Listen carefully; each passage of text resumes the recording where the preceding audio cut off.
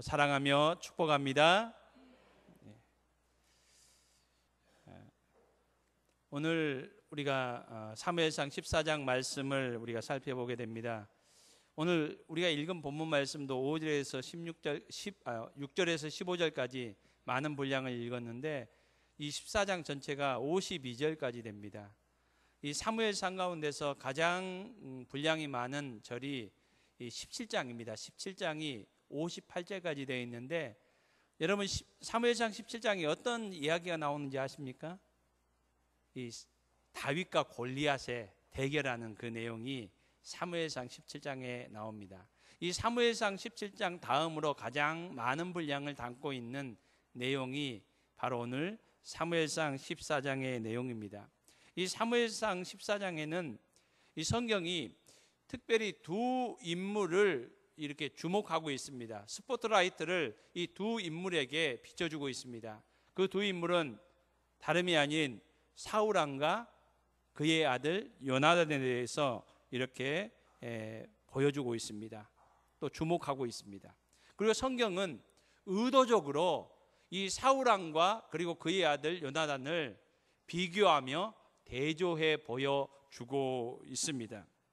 여러분 특별히 우리가 오늘 본문 6절로 15절 말씀을 읽었는데 1절로 5절에 보면은 1절로 5절 말씀에도 요나단과 사울 왕의 모습이 이 대조적으로 이렇게 나와 있는 그 모습을 우리는 보게 됩니다. 지금 상황은 블레셋 이제 이스라엘을 침공해 온 블레셋과 지금 전쟁을 앞두고 있습니다. 지금 막 전쟁이 이제 시작될 그런 찰나에 있습니다. 여러분 그런데 요나단의 모습은 어떠합니까? 요나단은 그의 병기 드는 소년이라고 이렇게 나와 있지만은 우리가 소년할 때는 여러분 초등학생 정도 이렇게 생각을 할 수 있는데 여기서 소년은 이 요나단의 이 핵심 참모, 측근 그런 의미가 있고 또 젊은 군인이라는 그런 의미가 있습니다. 어쨌든 이 요나단은 딱 한 명을 데리고 이 블레셋 진영으로 이렇게 쳐들어가는 그 모습을 이렇게 보여주고 있습니다. 그에 비해서 이 사울 왕의 모습은 어떠합니까? 사울 왕은 600명의 군사를 이게 데리고 있습니다. 600명의 군사를 데리고 있는데 이 사울 왕은 이 석류나무 아래에 머물렀다라고 이렇게 말하고 있습니다. 히브리 단어 이 머물렀다라는 단어는 그냥 잠시 머물렀다는 것이 아니라 지금 계속적으로 오랫동안 이곳에 꼼짝하지 않고 있다는 그 모습을 보여주고 있습니다. 여러분 지금 블레셋에 대해서 두 모습이 나옵니다. 요나단의 모습이 나오고 사울 왕의 모습이 나옵니다. 요나단은 그의 부하 한 명을 데리고 블레셋 진영에 쳐들어갔습니다. 거기에 비해서 대조적으로 사울 왕은 그의 부하 600명과 함께 석류나무 아래서 꼼짝달싹하지 않고 그 자리만 지키고 있는 모습을 보여주고 있습니다. 여러분 블레셋의 모습은 어떠합니까? 여러분 13장 말씀에 보면은 블레셋은 그 지금 이스라엘 침공해 온 블레셋의 무리는 이렇게 표현해집니다.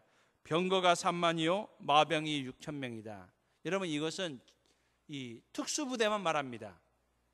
정규군 말고 특수부대 요원들만 병거가 3만이고 마병이 6천이고 또 정규군 일반 병사들은 어떻게 표현하고 있습니까? 해변에 모래같이 많다. 지금 이스라엘 쳐들어온 블레셋 이 군대의 모습을 이렇게 표현해 주고 있습니다. 여러분 이 블레셋 군인에 대하여 요나단이 한 명을 데리고 이 블레셋 진영으로 이렇게 쳐들어갑니다. 거기에 비해 대조적으로 이 사울 왕은 석류나무 아래서 600명과 그곳에 이 꼼짝없이 머물러 있습니다. 여러분 이성적으로 우리가 판단할 때 어떤 행동이 어떤 모습이 합리적이고 이성적으로 맞아 보입니까? 요나단입니까? 사울입니까?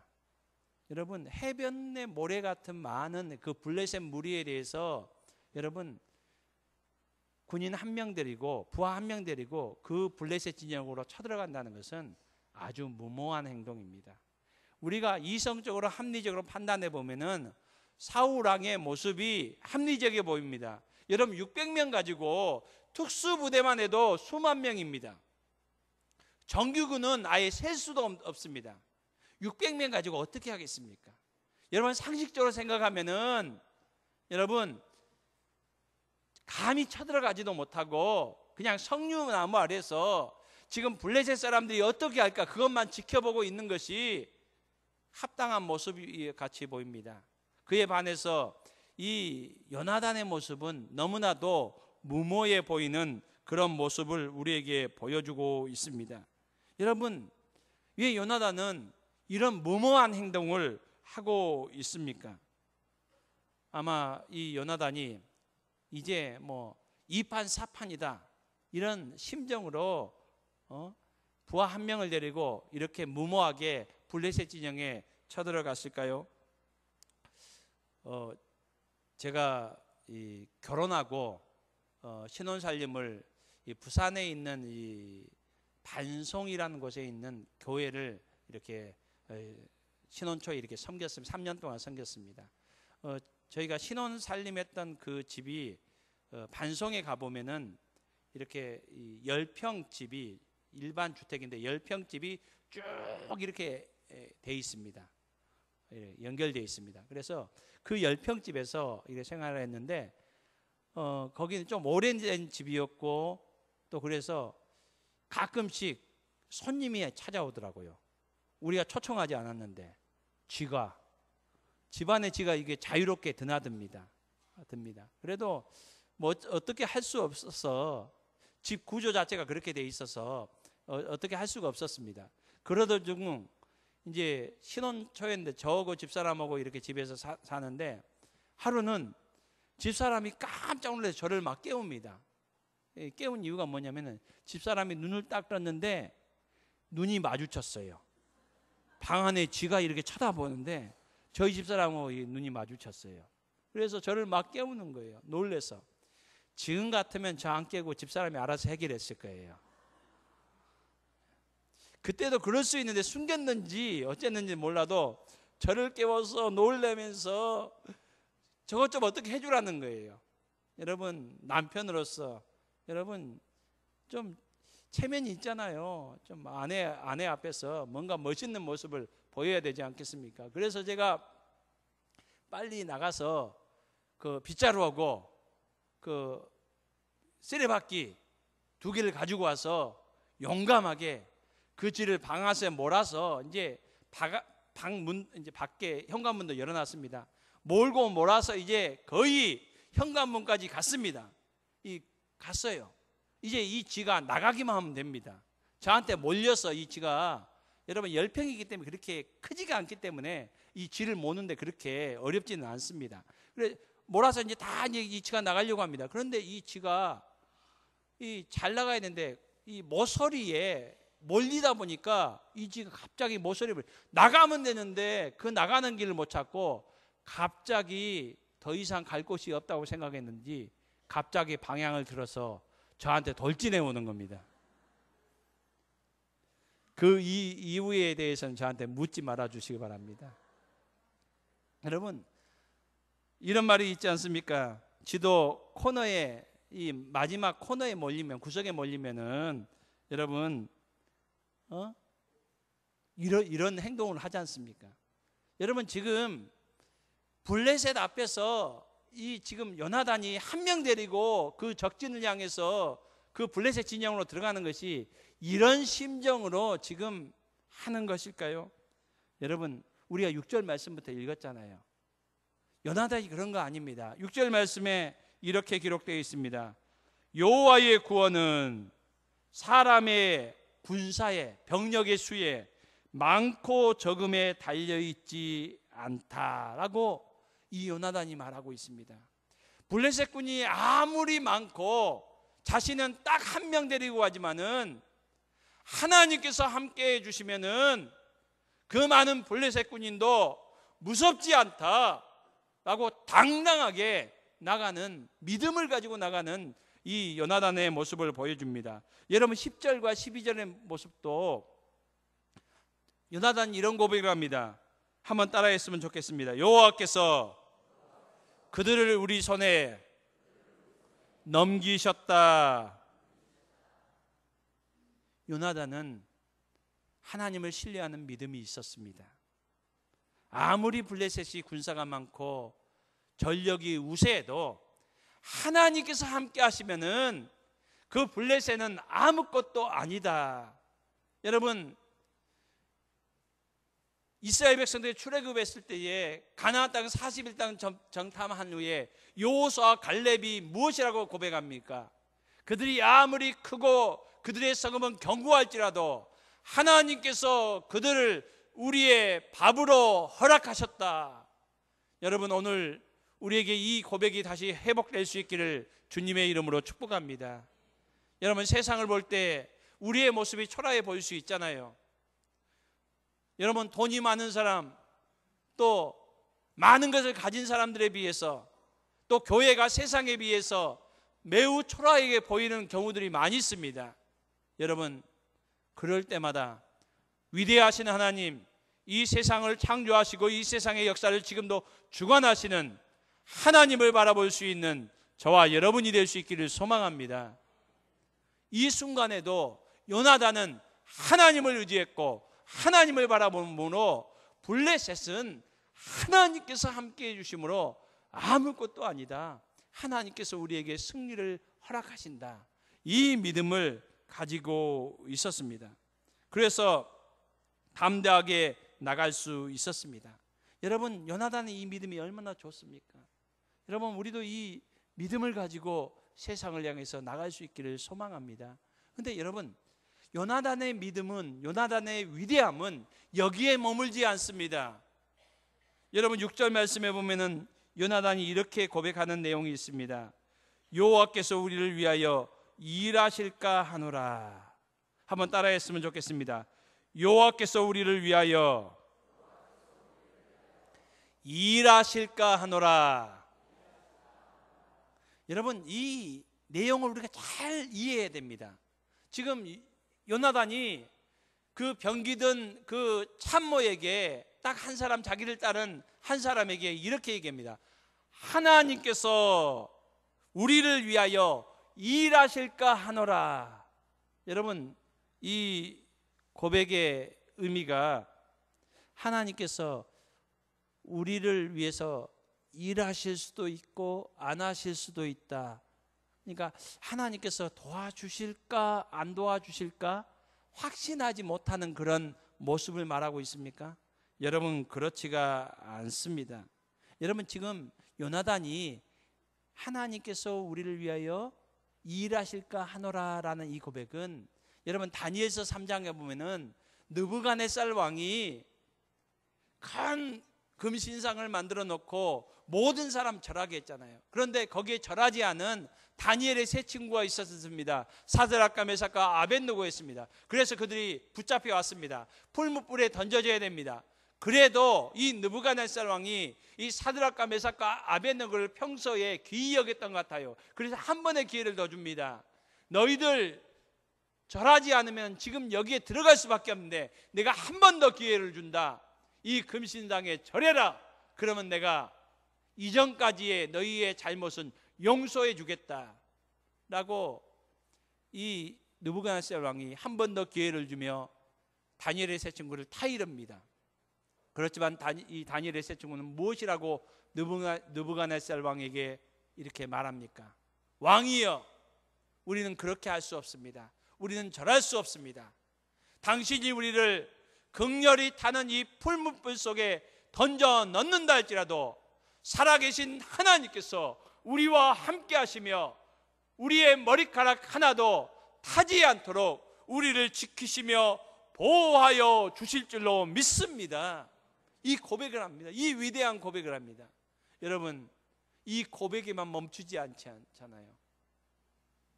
그리 아니하실지라도 하나님께서 우리를 지키시고 구원하시지 않아서 우리가 여기서 풀무불에 탄다 할지라도, 죽는다 할지라도 우리는 하나님 외에 다른 것에 절할 수 없습니다. 여러분, 이 고백을 합니다.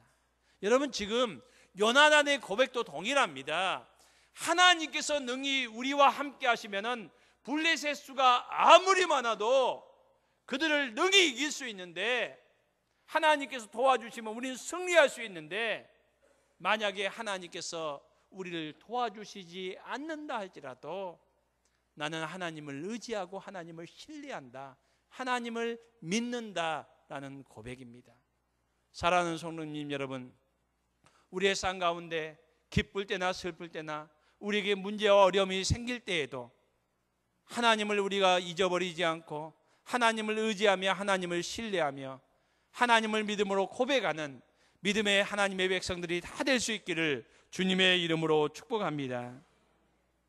여러분, 이제 그 믿음을 가지고 요나단과 그를 따르는 그 참모가 두 사람이 적진으로 들어가기로 이 결단을 했습니다. 이제 들어가면 됩니다. 여러분, 세상에서 가장 무서운 사람이 여러분 어떤 사람인지 압니까? 세상에서 가장 무서운 사람이 눈에 뵈는 게 없는 사람입니다. 예, 눈에 뵈는 게 없는 사람은 여러분 가까이 하면 안 돼요. 괜히 그런 사람들 같이 대항했다가 여러분 화를 나갑니다.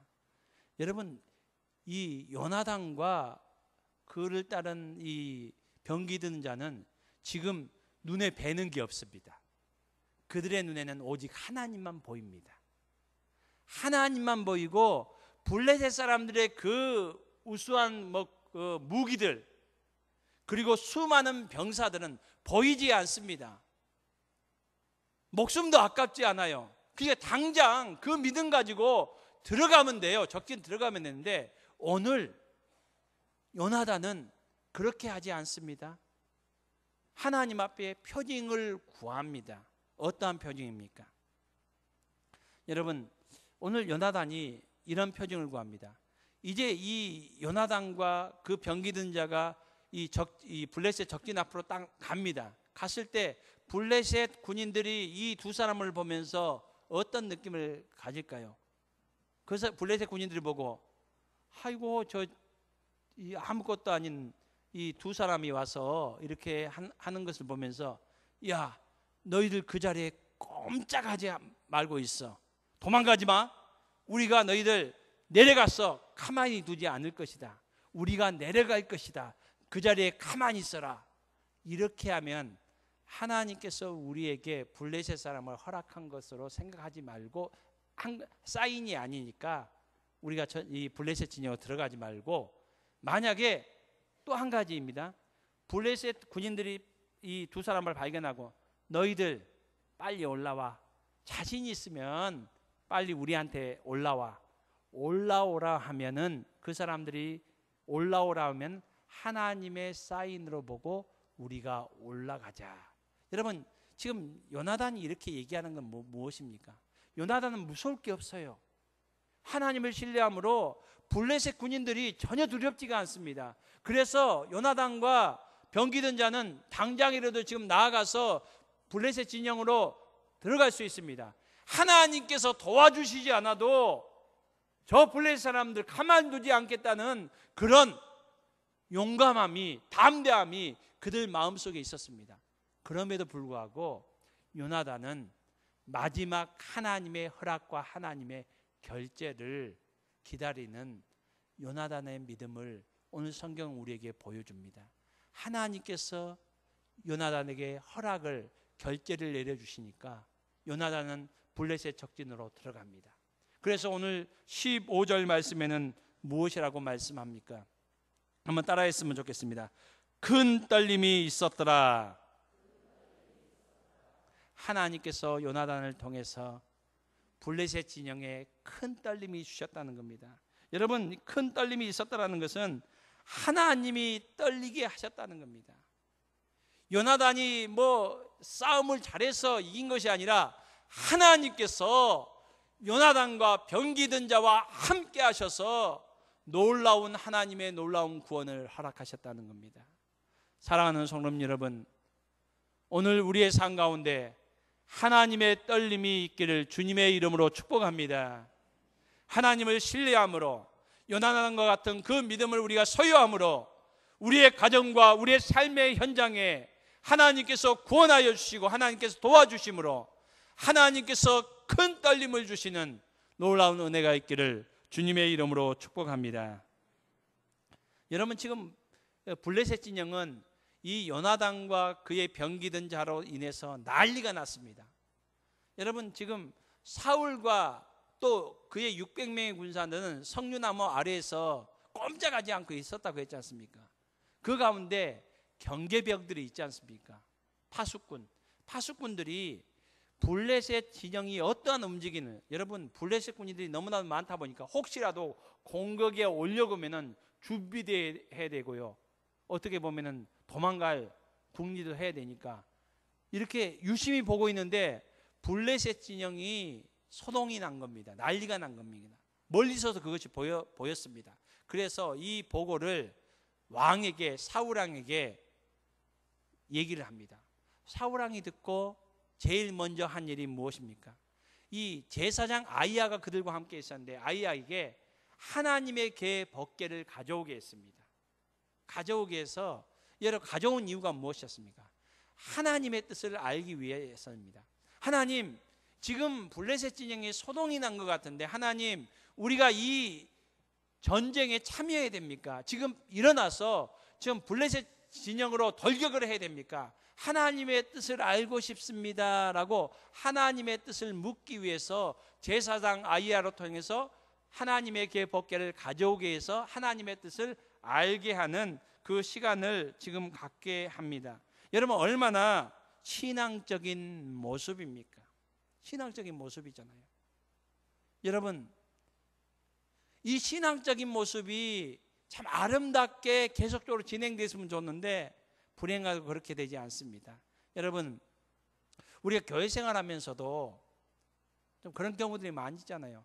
하나님 앞에 예배 드리면서 은혜의 시간들을 막 가지고 예배 드리고 나서 마치고 재직회를 합니다. 공동회를 하면서 하나님 앞에 은혜 막 드리고, 하나님 우리 하나 되게 해 주십시오. 하나님 나보다 남을 낫게 해 주십시오. 하나님 인간의 뜻은 다 없어지고 하나님의 뜻만 우리 교회에 나타나게 해 주십시오라고 예배 드렸습니다.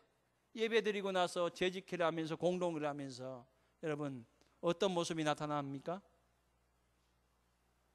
자기 주장 아니면 안 된다고 막 서로, 여러분 우리 교회의 얘기는 아닙니다. 예, 내 주장이 옳다고 막 하는, 여러분 혹시 그런 모습은 없습니까? 여러분, 우리 교회에 모든 전도회를 모이거나 뭘 모일 때마다 기도하고 하잖아요. 오늘 각 우리 모임이 있잖아요.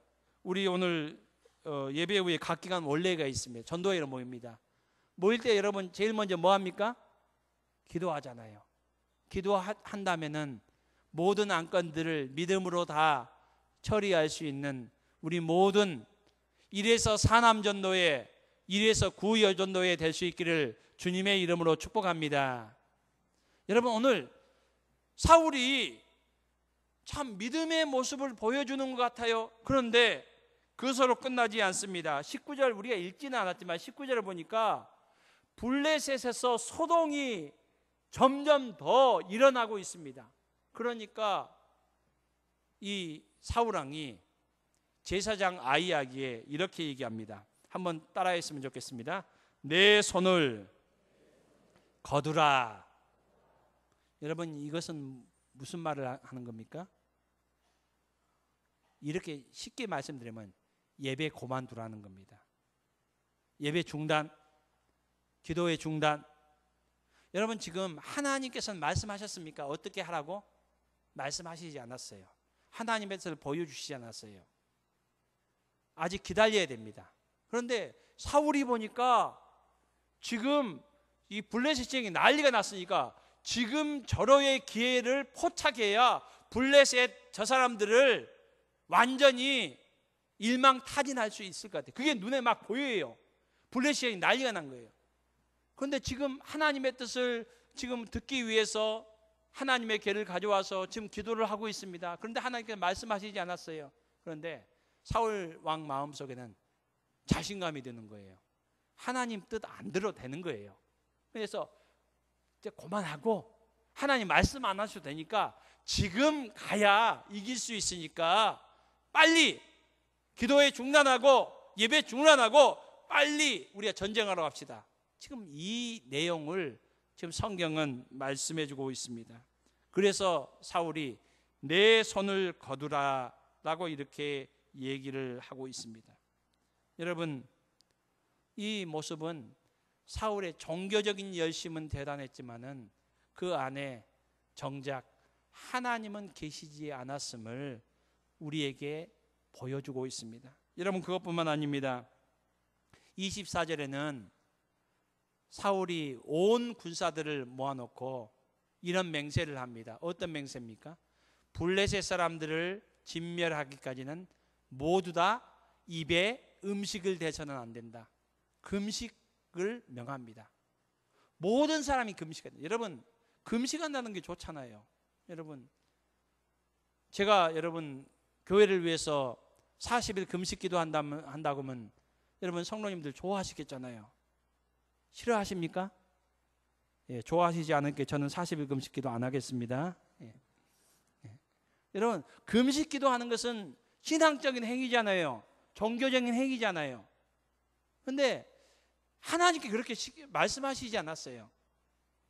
사울이 자기가 자기 종교적인 욕심에 열심에 자기가 이 전쟁 끝날 때까지 모든 사람 음식 먹으면 안 돼. 금식. 그리고 누구든지 음식을 먹는 사람은 저주를 받는다라고 혼자서 맹세를 합니다. 여러분, 성경은 무엇이라고 말씀합니까? 24절과 28절에 백성이 이 일로 인해서 피곤하였다라고 말합니다. 31절 말씀에는 심히 피곤하였다. 여러분, 사울은 자기 열심에 의해서 금식을 선포해서 전쟁에 임하는 군사들에게 먹지 못하도록 해서 군사들에게 고통을 가져주는 그 모습을 보여주고 있습니다. 여러분, 오늘 읽지는 않았지만은 이 일로 인해서 나라를 구한 아들 요나단을 죽음에 이르게 하는 위기에 처하게 하기도 합니다.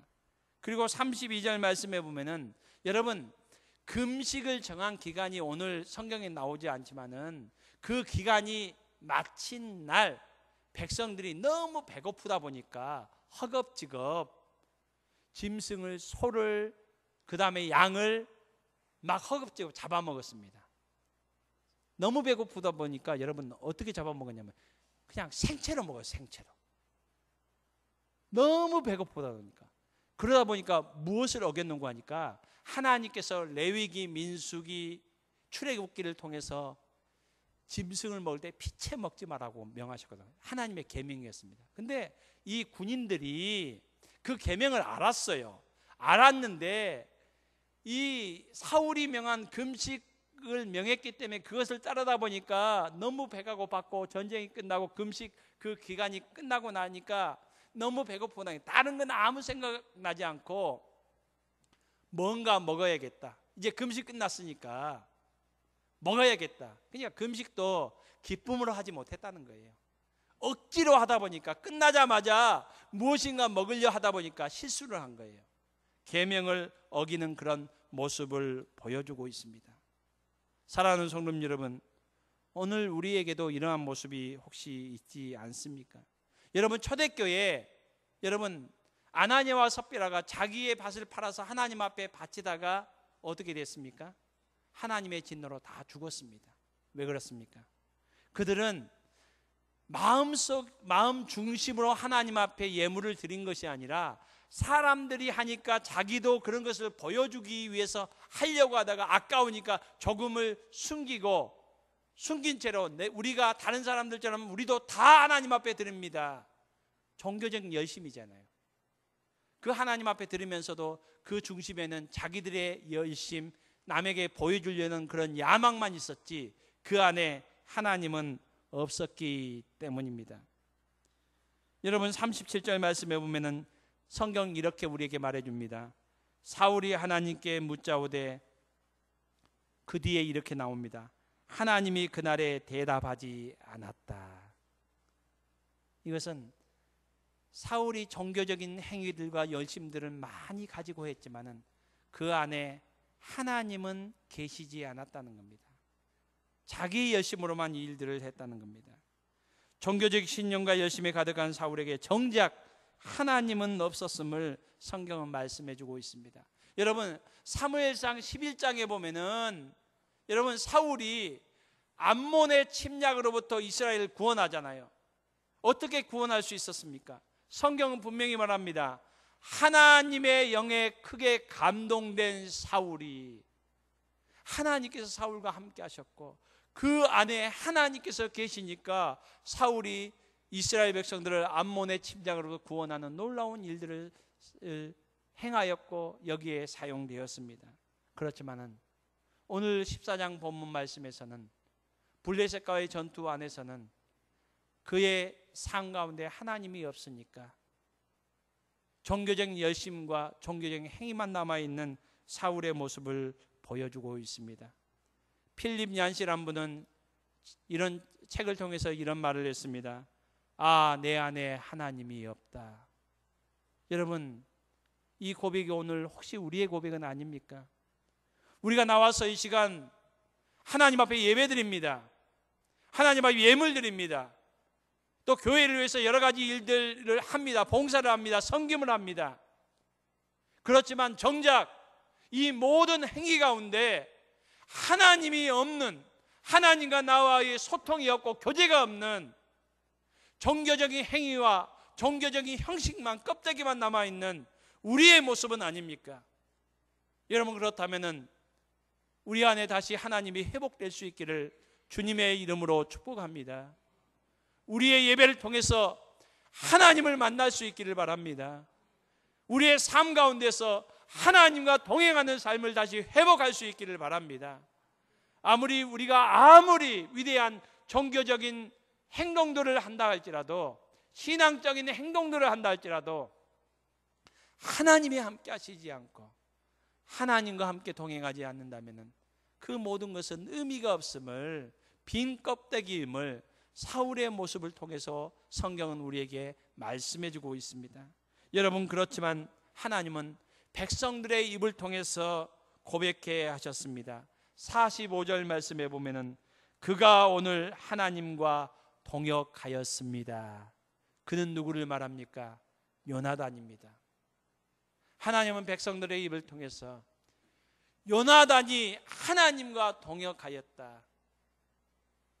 비록 그는 한 사람을 데리고 블레셋 진영에 갔지만은 하나님을 신뢰하는 그 믿음을 가지고 또 하나님의 뜻을 묻고 그 뜻대로 순종하였기 때문에 하나님께서 그를 통해서 이스라엘의 구원을 이루는 것을 모든 백성들이 보도록 하나님께서는 은혜를 베풀어 주셨습니다. 여러분 오늘 말씀을 통해서 저와 여러분의 삶이 사울의 길을 가는 것이 아니라 요나단과 같이 하나님과 동행하며 하나님을 신뢰하며 하나님과 동역하는 복된 삶이 다 되어질 수 있기를 주님의 이름으로 축복합니다. 우리 함께 찬송하겠습니다. 찬송가 401장 우리 찬송하겠습니다.